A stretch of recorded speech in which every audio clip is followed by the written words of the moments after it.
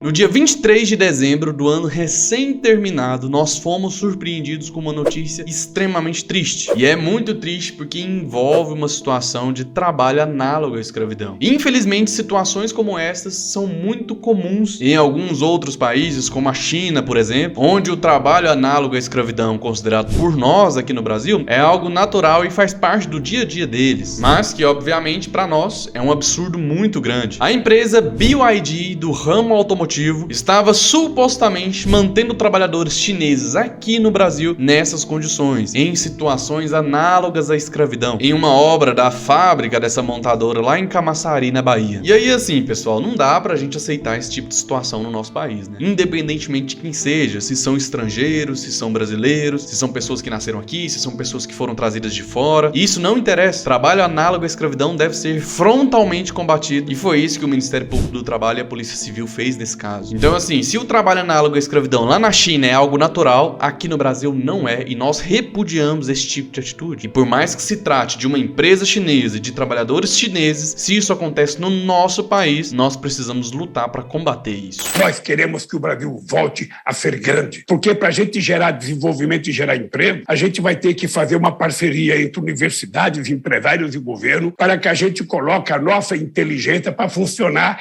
a bem do povo brasileiro. Nós queremos que as pessoas tenham emprego decente, emprego com carteira assinada, que as pessoas tenham salário, que as pessoas tenham seguridade social.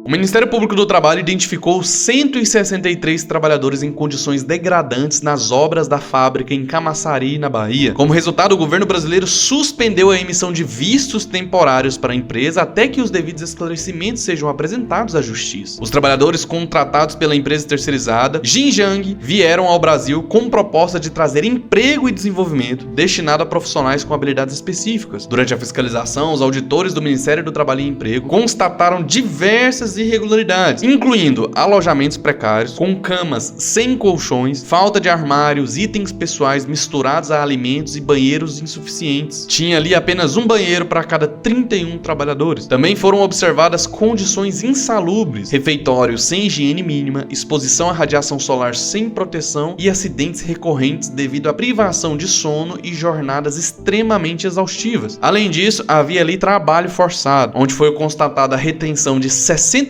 dos salários pela empresa, pagamento de caução para rescisão contratual e passaportes confiscados sob o pretexto de regularização. Os trabalhadores enfrentavam jornadas de 10 horas diárias com folgas totalmente irregulares, descansavam em condições inadequadas, muitas vezes sobre materiais de construção. Essas práticas configuram uma grave violação de direitos humanos e trabalhistas, com indícios de tráfico internacional de pessoas até. Mas é óbvio que essa empresa negou tudo, né? Porque eles propagam pelo mundo todo que no seu território não existe trabalho análogo à escravidão, não existe a exploração do seu próprio povo, exploração essa que foi trazida até mesmo para o Brasil, mesmo que essa exploração recaia sobre o seu próprio povo, mas a empresa no final das coisas simplesmente disse que não tinha nada a ver com isso, de que não havia irregularidade nenhuma e de que a proposta deles para o Brasil era sempre trazer desenvolvimento e emprego para o nosso país. Então, assim, mesmo depois que o Ministério Público do Trabalho constatou todas essas irregularidades, a empresa insiste em negar essa situação. Afirmou ainda em nota oficial no Instagram que segue e respeita todas as regras legais do nosso país. A BYD negou as acusações de trabalho análogo à escravidão, classificando-as como imprecisas. A empresa informou que encerrou o contrato com a Xinjiang e providenciou hospedagem em hotéis para os trabalhadores resgatados. Em visita ao complexo, o vice-presidente sênior da BYD no Brasil, Alexandre Baldi, reafirmou o compromisso com as leis trabalhistas e ambientais, prometendo criar 10 mil vagas de emprego. A Xinjiang, por sua vez, divulgou um vídeo com um trabalhador lendo uma carta em defesa da empresa. Ele afirmou que os passaportes foram recolhidos temporariamente para trâmites legais, negou a retenção de salários e restrições à liberdade e declarou que os funcionários desejam continuar no Brasil. A empresa alegou ainda que houve equívocos na regularização documental dos trabalhadores.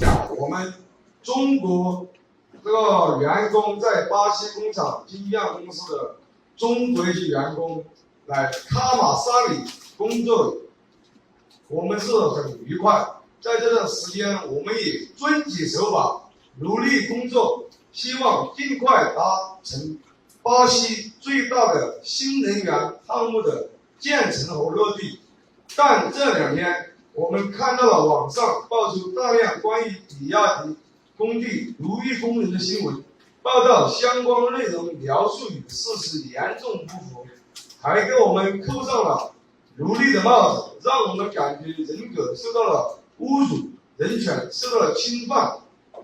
当金匠巴西分公司负责人告诉我们，由于劳动部门的调查，劳动部要强制金匠公司与我们解除合同，还要将我们遣返回中国，说我们被遣返的原因是因为金匠公司奴役我们，这让我们感到万分的震惊，无法理解，严重的屈辱了我们的尊严。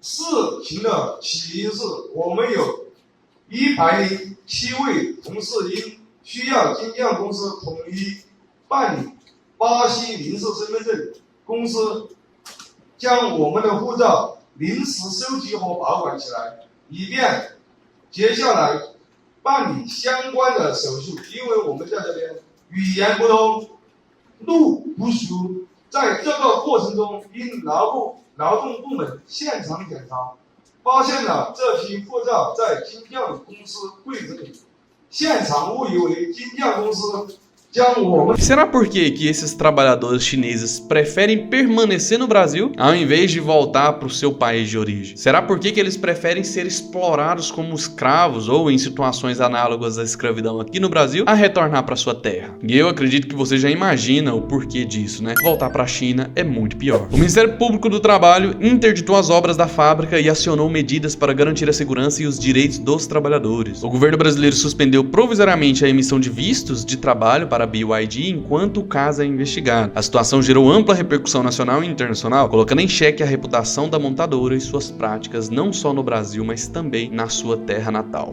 Meus amigos, eu sei, muita gente reclama que a legislação trabalhista brasileira é muito protetiva, a legislação trabalhista brasileira trata o empregado como se ele fosse uma criança, existe uma hiperproteção, um exagero nesse sentido na legislação trabalhista brasileira. Sim, concordo contigo, mas essas regras legais existem aqui no nosso país justamente para evitar esse tipo de situação. O Brasil é totalmente intolerante com trabalho análogo à escravidão. Eu já até fiz um vídeo relatando um caso antigo aqui no canal sobre uma empregada doméstica que trabalhava em situações semelhantes, e naquele caso o Ministério Público combateu até o fim, a Polícia Civil também investigou tudo e repudiou completamente qualquer tipo de trabalho análogo à escravidão. Existe proteção exagerada nas regras trabalhistas do nosso país? Sim, mas isso existe justamente para preservar a dignidade e os direitos da personalidade de cada uma das pessoas que vivem aqui. Não estou dizendo que o fato de haver essa legislação extremamente protetiva faz com que trabalhos análogos à escravidão não exista no nosso país. Não é isso. Ainda existe, mas a nossa justiça repudia completamente qualquer tipo de prática que se assemelha a isso. Por isso que vários doutrinadores famosos, quando discutem a legislação trabalhista e a liberdade, o livre mercado e a livre negociação entre empregado e empregador, sempre dizem: a liberdade restrita nesses casos traz escravidão. A lei, a regulamentação, traz sim a liberdade. E quando você passa a entender mais a respeito das origens e da criação dessas normativas, você percebe qual é a intenção real delas. E é justamente proteger os trabalhadores desses abusos absurdos e extremos, como é o caso do trabalho análogo à escravidão.